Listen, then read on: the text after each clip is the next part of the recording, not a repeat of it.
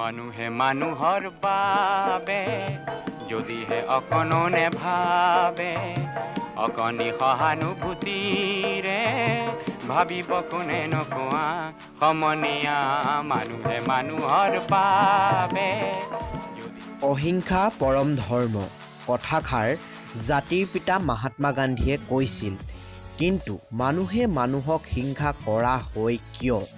অসমীয়াত কথা এষাৰ আছে, আপোনালোকে বিশ্বাস কৰেনে? বোলে নাহাঁহিবি মোক খুচৰিব তোক। সেইবাবে মানুহে মানুহক কেতিয়াও হাঁহিব নাপায়। কি ঠিক যিটো কথাত আপুনি হাঁহিব সেই অসুবিধাটোত সেই সমস্যাটোত কেতিয়াবা আপুনি নিজেই পৰিব পাৰে। গতিকে মানুহক হহাটো কেতিয়াও উচিত নহয়। আনক হহাৰ আগত আনৰ কথাক লৈ সমালোচনা কৰাৰ আগত 10 বাৰ চিন্তা চৰ্চা কৰক।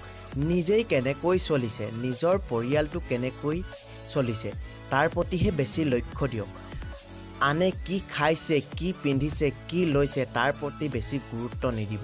তেনেকুৱাকৈ ধৰণকে যদি চবেই ভবা হয় বা সকলোৰে ভবা হয়, আমাৰ সমাজৰ পৰা কিছুমান হিংসা কুচুত কপট নিশ্চয় নাইকিয়া হ'ব বা আঁতৰ হ'ব। আমাৰ ভাবিব পৰাকৈ সকলোৰে নিজা নিজা এটা বিবেক আছে। গতিকে আমি সকলোৱেই ভাল কামত ব্যৱহাৰ কৰোঁ আহকচোন।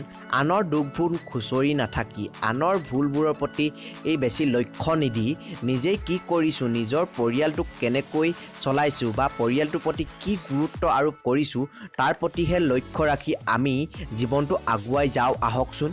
যদি আমি সকলোৱে এনেকৈ আগুৱাই যাবলৈ চেষ্টা কৰোঁ তেনেহ'লেচোন আমাৰ হিংসা কুচুত কপট কৰিবলৈ আনক সময়ে নহ'ব।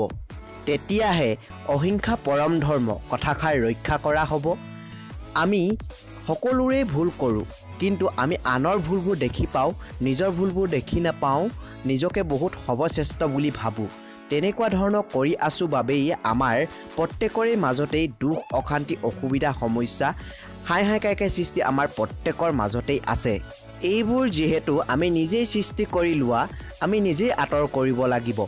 এনেকুৱা ধৰণৰ কিছুমান সহজ কথা আমি আপোনালোকৰ মাজলৈ লৈ আনিম। গতিকে এই ইউটিউব জগতখনত মানুহৰ জীৱন MJ নামৰ চেনেলটি আদৰি ল'বলৈ নাপাহৰিব।